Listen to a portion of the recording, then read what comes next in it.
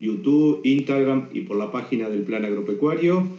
Quien le habla, Julio Parrachón, ingeniero agrónomo de la ciudad de Colonia, técnico del departamento. Y vamos a estar en esta charla sobre pasturas implantadas junto al ingeniero Rodrigo Zarza de Iña La Estanzuela. Y bueno, cumpliendo con las exigencias sanitarias, estamos desde mi casa. Y bueno, el programa que tenemos hoy pensado se va a dividir en dos partes.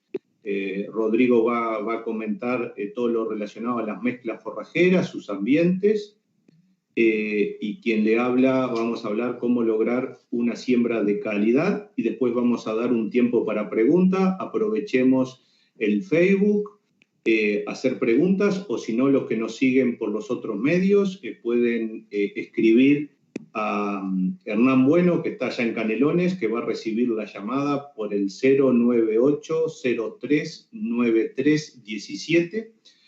Y bueno, esto es un poco la actividad sobre también preguntas, alguna duda, comentarios, serán bien recibidos, y esperemos que en este 45-50 minutos podamos aportar y discutir entre toda la audiencia, que como vemos acá por Facebook y por YouTube, habemos muchos y de diferentes zonas y gente de fuera del país.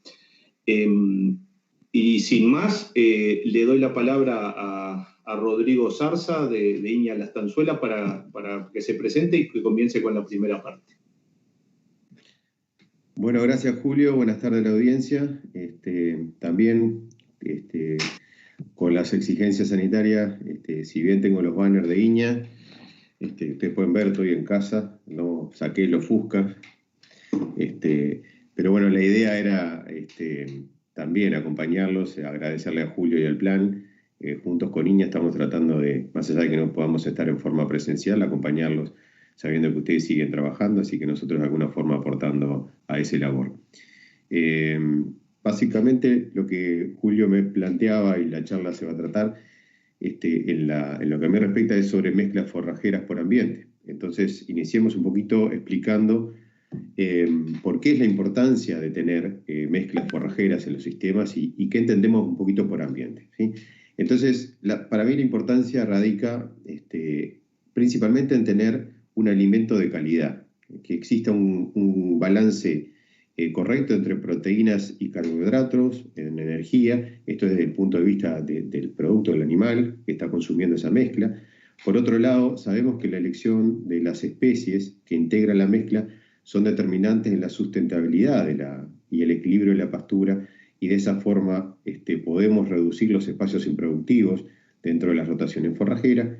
Y por último, creo que tomarnos el tiempo y analizar cuál es la mezcla que más nos conviene para el sistema que cada uno está manejando es una tecnología sencilla y de bajo costo que podemos aplicar a la producción de pasto.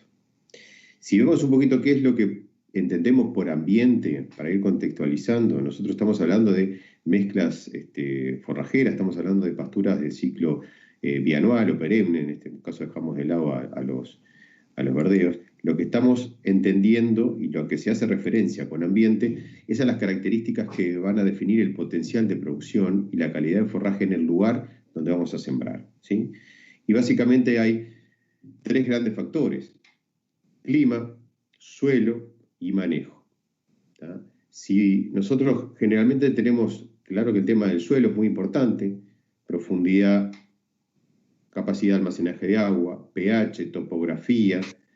Y en cuanto a manejo, Julio después va a estar aportando algunas consideraciones sobre el manejo de la siembra, ¿tá? Y además de la siembra implica todo lo que tiene que ver la fertilización, el manejo, el pastoreo. Ese ambiente es el que nosotros vamos a definir, y las especies que vamos a elegir tienen que estar en función de eso que estamos hablando. Profundicemos un poquito en los objetivos de las mezclas.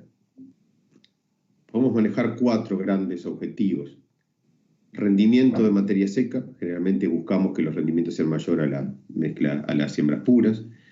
Una mejor distribución intraanual, o sea, en las estaciones a lo largo del año. Esto lo logramos si manejamos bien las mezclas. Menor susceptibilidad de plagas y enfermedades. Nosotros, cuando tenemos pasturas puras, estamos sujetos a que el cultivar que elijamos tenga buena sanidad y resistencia a la plaga. Entonces, cuando incrementamos el número de especies en una mezcla, logramos menor susceptibilidad. Pero para eso hay que elegir bien ese cultivar que vamos a meter en la mezcla. Y la calidad del producto. Nosotros buscamos también con las mezclas aumentar la calidad del producto. Eso está atado a que si manejamos bien el pastoreo, por ejemplo. Entonces, analicemos un poquito más los criterios de selección de esas especies para las mezclas. Como recién hablamos, el objetivo del sistema, el tipo de sistema es importante. Si estamos hablando de lechería, quizás somos un poquito más exigentes en la calidad. Si estamos hablando un poquito de ganadería, capaz que vamos un poquito más de la producción. Hablamos algo de clima, suelo, aclaramos un poquito que dependiendo de la topografía, el pH, hay especies que son más o menos susceptibles. Ahora vamos a dar más adelante algún ejemplo. La compatibilidad entre las especies es fundamental. Nosotros vamos a estar poniendo 2, 3, y yo le diría que 4 ya es mucha, pero tenemos que lograr compatibilizar las características fisiológicas y morfológicas de ese tipo de pasturas que vamos a estar poniendo, ¿sí? El momento de entrega de producción, lo hablamos hace un ratito, no tiene mucho sentido que estemos armando una mezcla donde toda la producción se nos vaya para el lado de la primavera. En estos momentos donde hablamos de achatar la curva, si nosotros ubicamos materiales que nos permitan entrega de forraje en otoño-invierno, primavera y verano, justamente evitamos el pico y achatamos la curva y logramos una mejor distribución.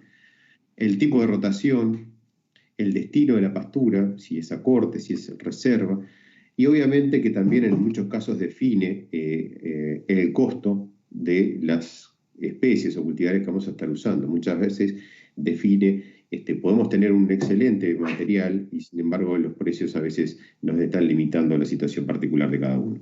Entonces veamos un poquito qué pasa cuando nos enfrentamos a la clasificación. ¿Qué vamos a usar? Generalmente tenemos dos grandes grupos, las gramíneas y las leguminosas. Podemos agregar a las compuestas con achicoria. Pero ahí tenemos 2 o 3 cosas importantes que ver. La forma de crecimiento, el ciclo vegetativo y el uso, básicamente. Cuando hablamos de forma de crecimiento, el forraje puede ser entregado en forma directa, rastrera, semi-rastrera, y eso hace la accesibilidad de la mezcla, ¿sí? Tenemos que estar viendo esos aspectos. Con los ciclos tenemos anuales, bianuales, perenne, eso al sistema. Y por la forma de uso, estamos hablando de que puede ser pastoreo directo, y ahí deberemos considerar la flexibilidad frente al manejo y la intensidad del pastoreo, o si es para corte, la forma de entrega y la persistencia, ¿sí?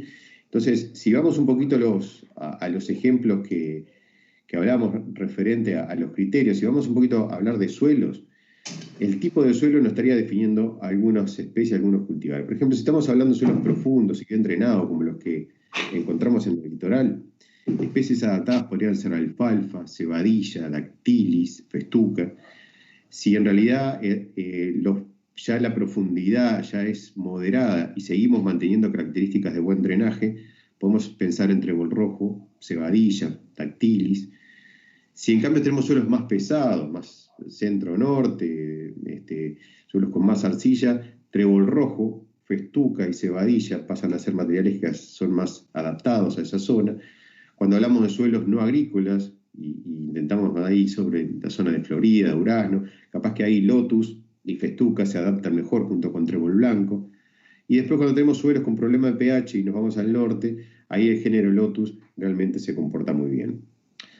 Veamos otro aspecto que es importante, lo que define a lo ambiente, el potencial, es el estrés hídrico. Ahí si vamos, en el caso de las gramíneas, de las que tradicionalmente usamos, Dactylis es la más tolerante a ese estrés hídrico. Festuca está en una situación intermedia y Reigras perenne realmente no lo es. Si vemos eso mismo en las leguminosas, alfalfa es una opción que tenemos con una capacidad de arraigamiento muy grande y que permite una gran tolerancia a los estreses hídricos. Lotus y trébol rojo están en situación intermedia. Y por último, trébol blanco es un material muy sensible. Entonces, esas son las cosas que tenemos que ir mirando. Y en cuanto a manejo, que hablamos hoy del manejo, que es otro factor que define el ambiente, por ejemplo, la defoliación, el régimen de defoliación que vamos a estar manejando también es importante. Reirás perenne, trébol blanco, son especies que cuando las combinamos, cuando las usamos en mezcla, sabemos que tienen que tener un régimen intenso y una elevada frecuencia de pastoreo. Mientras tanto, que en la forma opuesta, si estamos pensando en utilizar dactilis o lotus en las mezclas, en realidad ellos se sienten más cómodos con una defoliación intensa, pero con una frecuencia más bien baja. Entonces esas son las cosas que tenemos que ir manejando. Bueno, creo que por ahí era un poco la idea, después dejamos para las preguntas, Julio, y después en todo caso algún mensaje final. Así que los dejo con Julio, que va a hablarle un poquito de lo que es la calidad de la siembra y que son imprescindibles tener estas consideraciones porque podemos haber elegido el mejor material, la mejor mezcla, y si hacemos las cosas mal para adelante no tuvimos éxito en esa cuestión. Así que Julio, adelante. Excelente, Rodrigo, y bueno, para recordarle a la audiencia, pueden hacer preguntas por Facebook o si no al celular, que está Hernán Bueno ahí recibiendo todas las preguntas, y la que no podamos contestar por tiempo o por conocimiento, luego la haremos en forma de Facebook.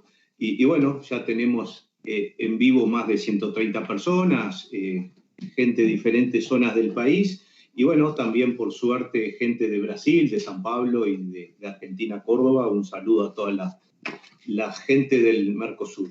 Ya pasando a la siembra de calidad, como es el tema que me gustaba comentar con ustedes, antes de comenzar este punto importante, me gustaría recordar que todos los que estamos acá pasamos por la escuela, recordar 3 conceptos que nos enseñó la maestra. En primer año, diría, el primero es que las plantas son seres vivos, ¿sí? Por lo tanto hay que tratarlas como tal. El segundo concepto que nos enseñó la maestra en primer año fue que el cuerpo de la planta comienza en la punta de la raíz y termina en la punta de la hoja, y por lo tanto todo lo que hablemos de ahora hasta las preguntas va a ser para favorecer el desarrollo de esas raíces que hace a la sobrevivencia de esa planta que queremos cuidar. Y el tercer punto, no menos importante, pero muchas veces olvidado tanto por colegas como por productores, es el tema que en el suelo hay vida. Por lo tanto, fomentemos esa vida para lograr un crecimiento de raíz, para tener forraje, para tener alimento y para lograr un alimento económico.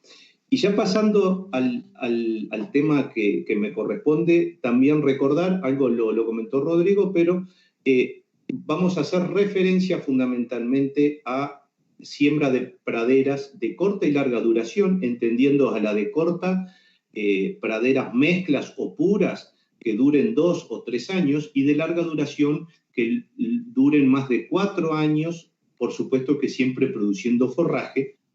No hablaremos de verdeos ni de invierno ni de verano por lo cueto del tiempo. Y si apuntamos a calidad en pasturas, diría que hay que hacer el 200% para lograrlo fundamentalmente en 2 especies, que es alfalfa y festuca, porque no tienen capacidad de resiembra. Si salimos con un número determinado, a los años siguientes no va a aumentar, sino que va a disminuir. Puede ser una salvedad para las otras especies que tienen gran capacidad de resiembra, como es lotus y trébol blanco, pero también es importante tener en cuenta la calidad. En lo que me queda del tiempo voy a tratar de contestar, y también es bueno que cada uno de ustedes háganse la misma pregunta, que van a ser 2. Primero, ¿cuál es la población objetivo que tengo que lograr para lograr una buena producción de forraje? Y la segunda, ¿qué cosas tengo que hacer para lograr esa población ideal? Pasando inmediatamente a la primera pregunta, ¿cuál es la población objetivo? A partir de trabajos de INIA y de otros institutos de la región, podemos definir que la población ideal para lograr una buena producción de forraje anda en el entorno de 300 plantas vivas por metro cuadrado. En el entorno de 300 plantas, esto implica la suma de las especies que sembremos. Con ese número nos va a servir para decir cómo lograr esa población objetivo. La pregunta que yo me hago como colegas y en las jornadas que hacemos en el plan agropecuario en todo el país, yo me sigo cuestionando, ¿por qué en la agricultura, en soja, en trigo, en maíz, se tiene en claro cuál es la población objetivo y cuando vamos a sembrar pradera no se tiene, nunca le dimos mucha importancia? Creo que la respuesta es porque nunca lo hicimos y no estamos acostumbrados, pero bueno, creemos junto con Rodrigo que este es el momento para plantearlos y tratar de llegar a ese número de plantas. ¿Qué tenemos que tener en cuenta para este número de plantas? 4 puntos. El peso de 1000 semillas, porcentaje de germinación, porcentaje de pureza y el coeficiente de logro. Este último punto se refiere a cuál es el porcentaje de plantas que nacen a partir de las semillas viables que colocamos en una misma superficie. Este punto puede ser muy variable dependiendo de condiciones que se hagan antes, durante y después de la siembra. Por lo tanto, es fundamental eso y ahí vamos a contestar la primera pregunta y a partir de esa información objetiva vamos a maximizar los resultados y tener datos objetivos. ¿Por qué? Porque no por agregar más semilla a la siembra voy a tener más número de plantas. Lo único seguro que tenemos es gastar más dinero. Pasando a la segunda pregunta, ¿qué cosas tengo que hacer para lograr esa población ideal? Lo fundamental, como lo planteé anterior, es lograr un mejor coeficiente de logro. ¿Cómo lo logramos? A partir de trabajos de INIA, Rodrigo Zarza ha estado trabajando mucho en eso, por lo menos hay más de 30 factores que afectan ese buen porcentaje, ese buen coeficiente de logro. Lo que vamos a detallar acá son algunos o los 10 que nos parecen más importantes para lograr un rápido y un buen crecimiento radicular, como dijimos al principio. El primero, y sin discusión, es conseguir una semilla de calidad, tanto genética como de pureza y también de tamaño, un tema que nos olvidamos, ¿sí? Cuanto más grande, mayor vigor tiene. Eso Paco Formoso lo decía y lo repetía muchas veces, por lo tanto, exijamos eso también. El otro tema, para las leguminosas, inocular y también tener en cuenta la opción de curar semillas con insecticida y con fungicida según la situación de la siembra. El tercer punto, densidad de siembra, fundamental, según el objetivo, lo que se quiera lograr, ya Rodrigo lo planteó. El cuarto punto a tener en cuenta, todo lo relacionado al cultivo antecesor, el tipo, la cantidad y la distribución de ese rastrojo, si estamos hablando en directa, es clave. El quinto punto es la preparación de esa cama de siembra, donde acá planteo que hay que tener 4 puntos, que es para qué deberemos de hacer una buena preparación de la cama. Son 4 cosas que tenemos que lograr. Primero es una temperatura adecuada, una humedad, una oxigenación del suelo para que esa raíz respire, y lo otro es la fertilización del suelo. En temperatura, la clave o una de las medidas es fecha, ¿sí? Y rastrojo, cantidad de rastrojo. La humedad, también la fecha, el rastrojo y el control de malezas. El oxígeno, ¿sí? O la aireación del suelo es tiempo de descomposición y el control de malezas. Y la fertilización, o a mí me gusta más llamarlo comida del suelo, es el tiempo y, si es necesario, el agregar fertilizante. En esto de la cama de siembra, como vieron, la fecha es una de las recurrentes y por eso esta jornada es hoy 16 de abril, entendiendo que el mes para Uruguay y para las condiciones del litoral sur del país, abril es el mes más adecuado. Por lo tanto, deberemos tener todo preparado para abril tener eso. Nunca junio, julio y agosto son las peores condiciones y podemos hacer alguna excepción en alfalfa, sembrar en septiembre. El sexto punto, la sembradora. ¿Qué tiene que cumplir la sembradora? Cumplir el objetivo de colocar la semilla en contacto con el suelo a la profundidad que uno quiere. Después, el recurso humano, infaltable, que tiene que estar capacitado y motivado para hacer la actividad. La fertilización, cuándo, cuánto y qué vamos a fertilizar. El noveno punto, lograr por lo menos los primeros 60 días de vida de esa plántula libre de malezas y de insectos.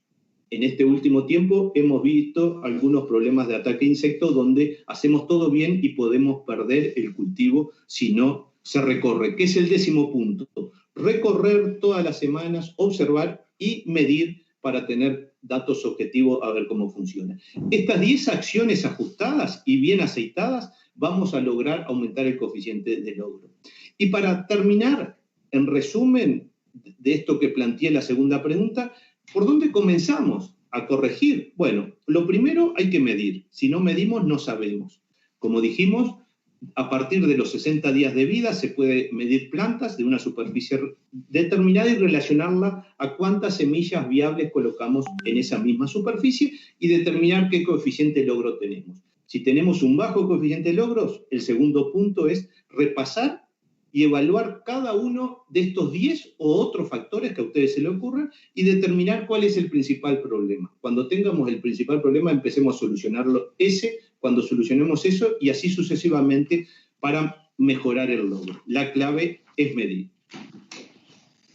Y bueno, ya terminando esta parte de presentación, y esperemos que hayan quedado interrogantes, cosas a plantear, tanto en la charla de Rodrigo como en la que aquí tratamos de presentar, muy escueto. También sabemos que hay personas de diferentes zonas del país, de otros países. En general, por nuestra experiencia, estamos más relacionados al litoral, pero eso no quita, por lo menos, cuestionarse y hacernos esta pregunta. Siendo las 13:22, estamos en vivo. Esa es la gran ventaja de estas tecnologías que por necesidad uno la empieza a adoptar. Lo que dejaríamos 20 minutos aproximadamente de preguntas, comentarios o sugerencias. Estamos abiertos con Rodrigo para repasar. La gente que nos sigue por Facebook puede hacer ahí mismo las preguntas. Los que no, se pueden conectar, pueden enviar las preguntas por el celular que hay ahí detallado. Y bueno, también pedimos que si hay sugerencias, comentarios, serán bien recibidos para mejorar esta excelente herramienta que nos ha exigido esta sanidad nacional. Y bueno, ya pasando a las preguntas, Rodrigo, y medio haciendo la digestión, acá llegó una pregunta por WhatsApp de Carlos de Paysandú. Primero te felicita por la presentación y bueno, de todas las especies que planteaste, Rodrigo, ¿qué especies no son compatibles para sembrar juntas? ¿Algún ejemplo? Bueno, agradezco la consulta a Carlos, entonces, que desde ahí de Paysandú. Creo que es un punto interesante y refiere a lo que hablábamos hoy de la compatibilidad cuando estamos haciendo la selección de las especies y cultivares que vamos a poner en la mezcla. Y creo que hay un punto que es muy importante. No deberíamos estar mezclando pasturas perennes con anuales. Y acá les pongo un ejemplo. Hay gente que podrá estar de acuerdo, seguro esto va a generar un poco de controversia, pero hay un ejemplo que es claro, por ejemplo, cuando hablamos de Regracia festuca o Regracia dactylis. Sabemos que el regras es un anual de un crecimiento muy, muy importante, con rápida velocidad de entrega de forraje, mientras que las gramíneas, tanto festuca como dactylis, son más lentas en su implantación y en la entrega de forraje. Por lo tanto, esta situación generalmente lo que va a pasar es que vamos a tener una gran explosión del regras y probablemente estemos generando una competencia muy intensa que las gramíneas perennes difícilmente les va a costar.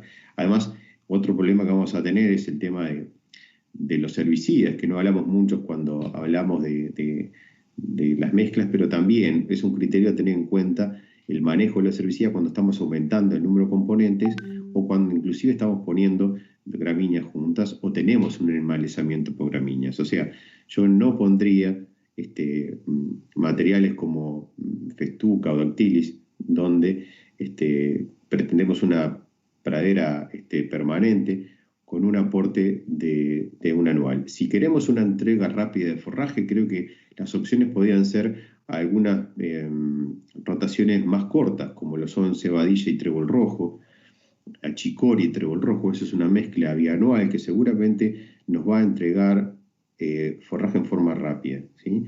A veces la gente se tienta un poquito y se pongo, yo qué sé, alfalfa con regras y festuca, y el regras me va a cumplir esa entrega. Traten de evitar eso porque genera de vuelta una competencia muy grande. Cuando hablamos de complementariedad, hablamos de eso, pero no puedo pasar por otro extremo. Ahí tendríamos a lo que es el regras en el invierno y la alfalfa en la primavera-verano. Ahí estaríamos complementando bien, pero no estamos olvidando de la competencia que va a generar ese regras en la gramínea que estamos instalando. Julio. Sí, correcto. Acá hay otra pregunta de Fernando González. Dice, la preparación de la cama de siembra, siembra directa versus siembra convencional, pros y contra de cada una. En sistemas donde hace años que se hace siembra directa, ¿se podría intercalarse algún manejo convencional? Gracias, Fernando, por la pregunta, es bien interesante. Creo que los pros y los contras podemos resumirlo corto, es decir, si yo hago una buena convencional o una buena siembra directa, conservando el suelo y que no haya erosión, está perfecto. Eso es lo primero. ¿Por qué? Porque la principal ventaja de la siembra directa es, si se hace bien con un rastrojo muerto en superficie y bien anclado, es evitar la erosión. Esa es la principal ventaja. Lo otro es acumular más agua, no perder tanta humedad. Entonces, yo diría que si puedo hacer una convencional sin que exista erosión, que es muy difícil en nuestro país, y diría que en el mundo, porque el mayor impacto de la erosión es el golpe de la gota de agua sobre el suelo, diría que se pueden hacer cualquiera de las dos. Y la segunda pregunta, que son dos, Fernando, si se puede intercalar convencional, creo que la pregunta que deberíamos hacernos es, ¿por qué nuestros suelos se aprietan? Si los suelos nuestros se compactan, algo mal estamos haciendo. Porque recordar que lo importante, como dije al principio que nos enseñó la maestra, no es solo lo de arriba, sino lo de abajo. Cuando hablamos de incorporar materia orgánica, es crecimiento de raíz. Por lo tanto, si, de vuelta, en resumen, si yo tengo que estar moviendo el suelo cada tanto, se ve que algo mal estoy haciendo. Fernando, espero contestarte. Y seguimos con otra pregunta que dice Rodrigo Bastor, para vos, Rodrigo. Sí. ¿Cuál sería la mejor pastura? Correcto. ¿Cuál sería la mejor pastura para sembrar un campo natural en la zona de La Valleja?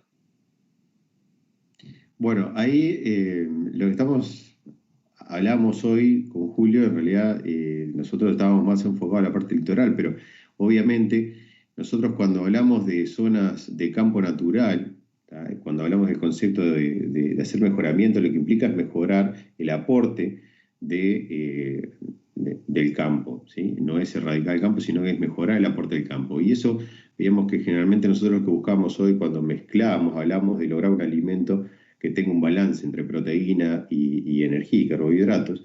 Entonces, generalmente lo que asociamos a mejoramientos de campo, ¿tá? Son las leguminosas.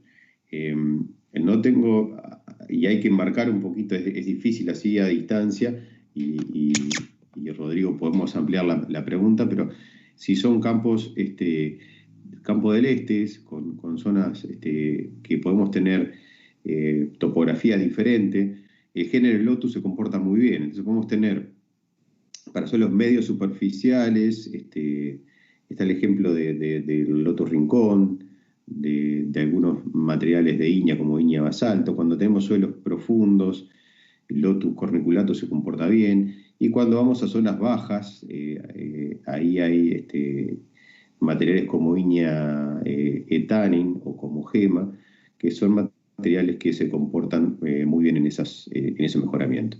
Cuando vemos con qué gramínea podemos estar incorporando estas leguminosas, y bueno, lo que veíamos hoy cuando les comentaba de cuáles están más adaptadas, festuca parece como una de las opciones más versátiles, ¿tá? Pero hay que recordar que necesita suelos de buena fertilidad. Entonces, Dactylis podría ser en algún momento una compañera, si no es lo más frecuente, pero pensando un poco en las condiciones de crecimiento que pueda acompañar eso, ¿sí? Gracias, Rodrigo. Y para Bastor también comentarles que digo, siempre esto, como dijo Zarza, es muy difícil hacer una recomendación y menos a distancia, por lo tanto recomendamos siempre la consulta a su técnico de confianza. Ya aprovechando, agradecer algunos saludos de Mario Guasman, por allá de Cardona, Gonzalo Oliveira, Rubén Ariel Delgado, que anda por allá, el cebador de mate desde Rosario, Carmen Fugazot y Luján Sánchez andan por ahí. Gracias por los saludos. La tercera pregunta, Fernando Vela me pregunta, Dactylis, ¿por qué no se siembra en el centro de Córdoba? Sí se siembra festuca. Vela, se ve que sos de Córdoba. La verdad que no tengo ni idea y capaz que me invitan y ahí resolvemos. Pero bueno, yo que nos inviten a los dos, Julio. Vamos arriba. Está hecha la invitación, Vela. Creo que el Dactylis, acá tampoco se usa mucho, en mi opinión personal. Creo que es una especie muy interesante, que se complementa en zonas que la festuca no anda tanto, y creo que es un material bien interesante, que bueno, de a poco acá en Uruguay se está desarrollando. ¿Por qué no se hace en Córdoba? La verdad que no tengo idea. Como todo desde el plan agropecuario siempre planteamos, bueno, los productores pueden probar poquito y bien hecho, y bueno, puede ser un empuje para empezar a probar a ver si se adapta bien.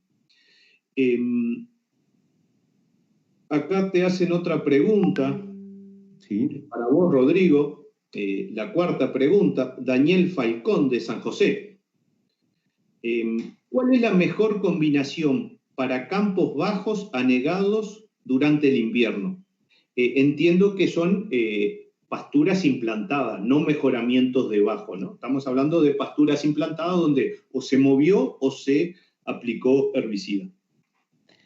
Bueno, ahí lo que veníamos hablando, ahí podemos pensar si son suelos que están con condición de anegamiento, estrictamente, si están anegados, lo ideal sería pensar en materiales como Falaris, que hoy prácticamente ya no existen en el mercado. Pero bueno, si no, tendríamos que ir con ejemplos como te mencionaba hoy, de Lotus. Lotus es un género que es muy adaptable, y en bajos húmedos podríamos estar usando etanin o gema. Inia gema son dos materiales de Lotus o algún otro que sea adaptado a zonas de bajo. ¿tá? Cualquiera de esos materiales podía estar usándose junto con festuca, en el caso que pudiera, y que esos bajos no fueran inundados en forma permanente. Pero especies estrictamente que funcionen en áreas inundables no es lo más, no hay muchas opciones. En todo caso, mucha gente reclama el tema del Falaris, que en su momento podía ser una opción en esas condiciones. O sea, para condiciones húmedas sigue siendo los Lotus. Trébol rojo sufre bastante también, o sea que no es una opción, y la festuca podría acompañar esa situación de suelos húmedos. Gracias, Rodrigo. También ahí para comentarte, creo que el trébol blanco puede ser una linda alternativa.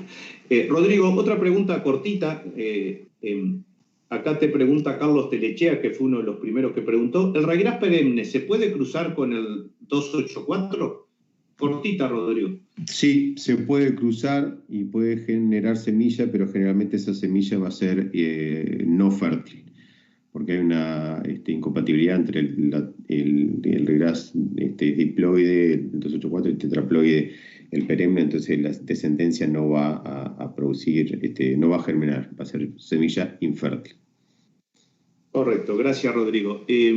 Acá otra pregunta de Rubén Delgado, es otro, perdón, Rubén Delgado de San José. Nos pregunta si funciona bien el dactilis, alfalfa y achicoria, y kilos de siembra.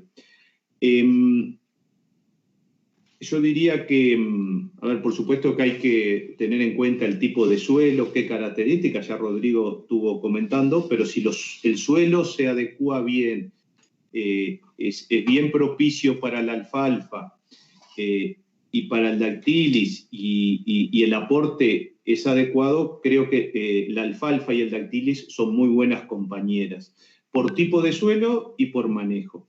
La achicoria es una especie, como lo dijo Rodrigo, compuesta, bien interesante, que puede ser una alternativa, siempre por supuesto pensando en forraje, y bueno, son muy parecidas tanto el crecimiento radicular como los aportes en verano que tiene la alfalfa y la achicoria. Por lo tanto, podemos decir que sí, que es una buena mezcla. Kilos de siembra, bueno, para hacerlo rápido hay muchas opciones y depende cuál es la que uno priorice, pero un dactilis con 6 kilos por hectárea es suficiente, es una semillita muy liviana, no es fácil sembrarlo, pero se puede, hay que darse maña. Alfalfa, diría que no más de 10 o 12 kilos, y achicoria con 3 kilos es suficiente. Bueno, otro tema que no va a dar para hoy, ya estamos casi en 40 minutos, es cuál es la distribución, cómo se siembra, y bueno, pero es una mezcla bien interesante. Y nosotros desde el plan siempre planteamos que si es la primera vez, tratemos de hacerla lo mejor posible, en las mejores condiciones y poco, porque por las dudas que salga mal no nos perjudique. Y bueno, si el primer año anda bien, el segundo, ya ahí sí agrandar el área, ¿no? Espero, Rubén, haber contestado la pregunta. Acá, Rodrigo, otra pregunta de Germán. Consulta, ¿qué disponibilidad de Paspalum o alguna otra C4 en el mercado? ¿Y qué comentarios sobre esas especies? Capaz que ahí lo más acotado posible, Rodrigo, por el tiempo en que vamos.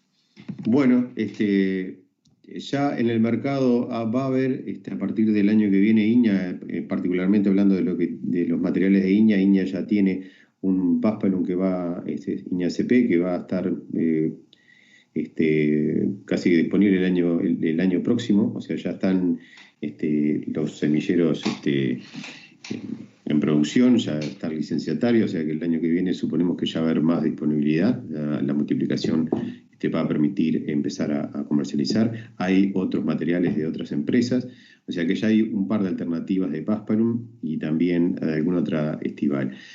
En los últimos años, con los veranos más intensos, principalmente en el norte, se ha empezado, INEA, el programa de mejoramiento de INEA ha empezado hace tiempo ya, pero en los últimos años el interés por este tipo de gramíneas ha empezado a crecer. Son pasturas que son mucho más lenta implantación, no estamos acostumbrados a lo que es ese tipo de implantación, son más erráticas, más errática me refiero al nacimiento, ¿tá? Se da un nacimiento más lento, ¿tá? De un año a otro, generalmente son especies que se siembran en la primavera, y el nacimiento es muy desparejo, vamos a ver que es desparejo, pero eso no implica que esa semilla no vaya a nacer y que al año siguiente estén aportando. Y bueno, son materiales estivales, ¿tá? Que deberíamos estar complementando durante el invierno y aprendiendo a manejarlos, porque obviamente son materiales que entran en reposo durante el invierno y que tendríamos que cuidar ese tipo de plantas, pues son las que van a generar. Entonces eso implica un manejo diferente que no estamos acostumbrados, pero que no quita que en los próximos años estemos integrando ese tipo de pasturas. Gracias, Rodrigo. Otra pregunta.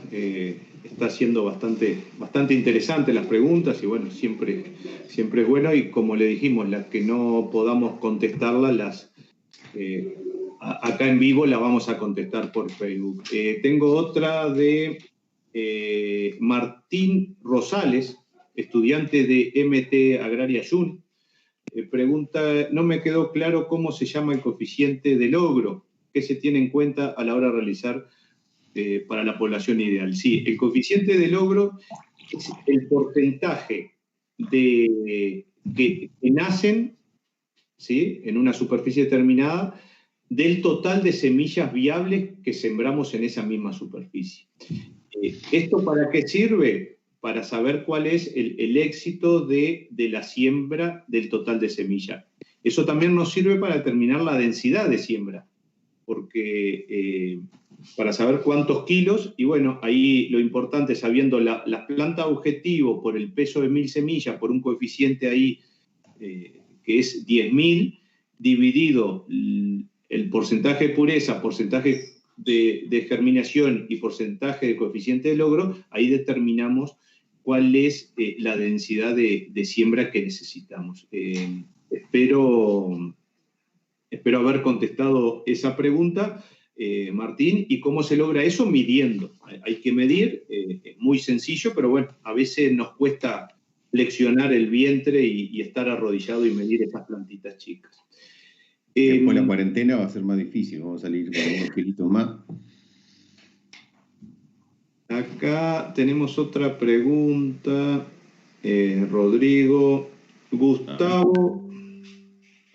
Gustavo Guglielmetti. Cuando consociamos más de 2 especies, ¿no afecta significativamente la colecta de pasto producido por las distintas, por las distintas etapas de crecimiento y calidad? Mi práctica es que 2, una leguminosa y una gramínea, y si no puras. Soy de Madariaga, provincia de Buenos Aires. Bueno, saludos. Y bueno, acá es una de las cosas que yo hablaba hoy, tomarse el tiempo para elegir la mezcla es la tecnología más barata y más sencilla. Muchas veces vemos que hay productores que tienen dificultad, a veces se nos pasa el tema del pastoreo. No, a ver, no es que tenga dificultad, que a veces las condiciones del clima en Uruguay, la lluvia, a veces la sequía, nosotros tenemos de las estaciones muy marcadas, entonces a veces eso nos imposibilita el entrar al pastoreo, o si entramos tenemos problemas de pisoteo, entonces queremos cuidar. Entonces, el manejo de algunas gramíneas puras o de algunas leguminosas se complica. Entonces, cuando empezamos a agregar especies, ese manejo se vuelve más complicado, porque no solo tenemos que cuidar una sola especie ahora, sino que tenemos que cuidar 2. Y si agregamos una tercera, entramos en el compromiso, bueno, a ver cuál de las 3 manda. Me rijo por la gramínea, me rijo por la leguminosa, por la segunda gramínea, o generalmente se asocian 2 leguminosas con una gramínea. Acá en Uruguay es muy común sembrar festuca con lotus o alfalfa en función de donde estemos, y se le agrega trébol blanco.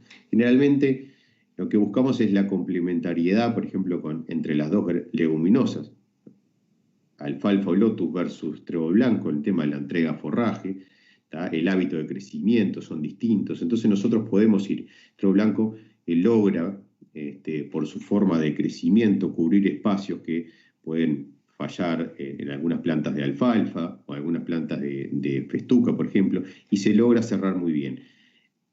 Hoy les comentaba que ya incluir 4 especies para mí es mucho, no iría a una 4ª especie, y sí, la elección de esa tercera especie es importante, ¿sí? Porque si elegimos 2 especies que compitan, podemos tener ese problema de manejo y en realidad estar perdiendo esa característica de la mezcla que buscamos un alimento balanceado y una entrega de forraje uniforme durante el año.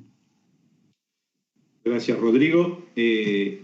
Tengo la anteúltima pregunta, es como la cerveza, esta es la anteúltima. Carlos de Salto pregunta, ¿qué insecticida o fungicida recomienda que no perjudique la inoculación?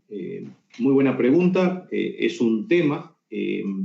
Primero, el uso o no de curar la semilla con un fungicida o insecticida, primero hay que definir si es necesario y no por las dudas. con toda la responsabilidad y seguridad que hay que tener en cualquier uso de cualquier químico. Eso es lo primero. Lo otro, en gramíneas no habría problema y es muy usado. Y fundamentalmente este año que tuvimos algunos problemas de grillo, el curar con insecticida cubre por lo menos los 25 días. No así para lagarta y trips, pero bueno, controla algunos insectos. Ya en el caso de leguminosas, como pregunta bien Carlos, al inocularse, que el inoculante primero es clave, hacerlo bien, ¿sí? Lo otro es que es un ser vivo y por lo tanto cualquier insecticida o fungicida lo puede matar. Ahí lo que está probado en Uruguay es usar fungicida. Hay un producto o dos que no afecta tanto el inoculante. Ya en insecticida es mucho más complicado y el tema es bastante controversial. En Argentina sé que se usa más eso. Lo que sí, si se cura una leguminosa, lo ideal es curar la semilla antes y bueno, inocular. Nosotros recomendamos doble dosis por las dudas de inoculante y lo más cerca de la siembra para que el inoculante esté el menor tiempo posible con el fungicida. Eso es un poco lo que puedo contestar.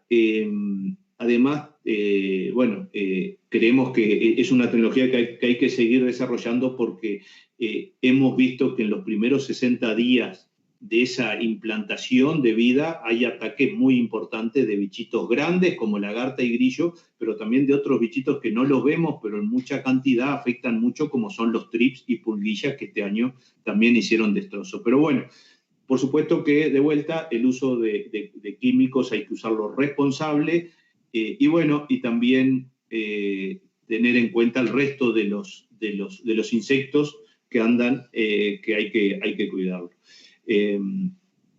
Esa es la otra pregunta. Y bueno, nos quedan algunas otras, pero por el tiempo creo que lo bueno de esto es que sea corto, es inagotable. Hay preguntas que hacen sobre alfalfa, festuca. Creo que eso puede ser una alternativa, que lo hablamos con Rodrigo, hacer alguna otra actividad de esta en especies concretas. También, por lo tanto, vamos a dejar por acá la contestación de las preguntas. Agradecerle también si tienen comentarios. Las preguntas las vamos a contestar por Facebook con Rodrigo entre hoy y mañana. Por lo tanto, no va a quedar ninguna sin contestar. Y bueno, y si quieren hacer también por el teléfono, la vamos a contestar hasta mañana. Y bueno, agradecerle por el tiempo. Y bueno, también si tienen sugerencias o comentarios de esta actividad o sugerencias para otra, estamos a las órdenes, tanto el plan como Iña. Y bueno, y ahora dejo a Rodrigo para hacer los últimos comentarios.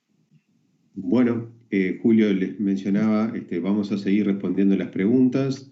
Lamentablemente, en lo personal a mí me cuesta mantener los tiempos y en esta actividad, Julio, me están controlando para que no nos vayamos de tiempo, así que si hay interés podemos coordinar. Creo que ambas instituciones estamos de acuerdo en seguir colaborando y en seguir aportando en esta situación, así que armaremos otra charla si ustedes lo requieren. Como mensaje final y referente a las mezclas por ambiente, creo que deberíamos quedarnos con 5 ideas, tratando de resumir un poquito, para cuando nos sentamos con los técnicos a elegir las especies que vamos a incluir en nuestra mezcla. Adaptación ambiental, por lo que hablamos y básicamente de suelo. Comportamiento de defoliación, por lo que las consultas que ustedes estaban haciendo, esto básicamente todas están destinadas a pastoreo directo, eventualmente alguna reserva, pero entonces tenemos que tener claro cuál es el comportamiento de la defoliación, ¿tá? Y cómo eso se compatibiliza entre las especies que estoy sembrando. La cantidad de especies, ¿tá? Creo que ahí algo se mencionó y creo que lo tenemos que recordar, es importante por el tema del manejo de los nutrientes, de los herbicidas. la distribución que vamos a lograr con ese número de especies y con las que estoy intentando y la que yo requiero por las categorías de animales que voy a tener y por el sistema, ¿tá? Y el tipo de utilización, ¿tá? Si vamos a utilizarlos con ovinos, con ganado, con caballos, para corte, para reserva o pastoreo directo. Creo que con esas 5 consideraciones nosotros estamos cubriendo todo lo que estábamos hablando hoy. Por lo tanto, manejando eso, vamos a intentar, si tenemos los cuidados, tener una pastura que sea sustentable y que nos permita tener forraje en los sistemas. Gracias. No, muchísimas gracias, Rodrigo. Primero agradecerte a vos personalmente, que nos conocemos hace tiempo, a Iña, por supuesto, a Iña Lastanzuela, a Ernesto Restaino, que sé que está ahí atrás también en los controles. Muchísimas gracias, creo que es un buen ejercicio y deberíamos de motivarlos mucho más porque el complemento es fundamental.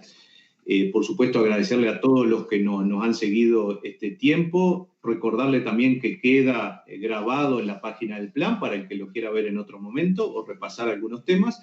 Agradecer a la gente de nuestra casa, a todos los técnicos del plan que colaboraron, a Guaymirán, por supuesto, que es el responsable de comunicación que está ahí atrás, a Hernán Bueno, que siempre está dispuesto por allá por Canelones, y bueno, a toda la audiencia. Y bueno, como comentario final también, 5 puntitos: miremos a las plantas como seres vivos, entendamos que las raíces son parte fundamental de las plantas, por lo tanto fomentemos ese crecimiento, recordemos que en el suelo hay vida, fomentemos también la vida. Al momento de elegir especies o mezclas, el mejor cultivar es el que mejor se adapta a nuestro sistema, no es el que más rinde, eso es un término que usaba mucho Paco Formoso. Y el partido se juega en la preparación, la siembra y esos 60 días, por lo tanto, seamos parte del éxito y no descuidemos ningún detalle, que la vida y el resultado de la empresa se da mucho en ese momento. Desde mi parte, agradecerles, un fuerte abrazo a toda la audiencia, a cuidarse y que tengan una muy buena jornada. Un fuerte abrazo desde el Plan Agropecuario. Muchísimas gracias. Bueno, muchas gracias a todos, quedamos a las órdenes y cuídense. Nosotros nos cuidamos y para estar cerca de ustedes a través de esto. Suerte, hasta la próxima.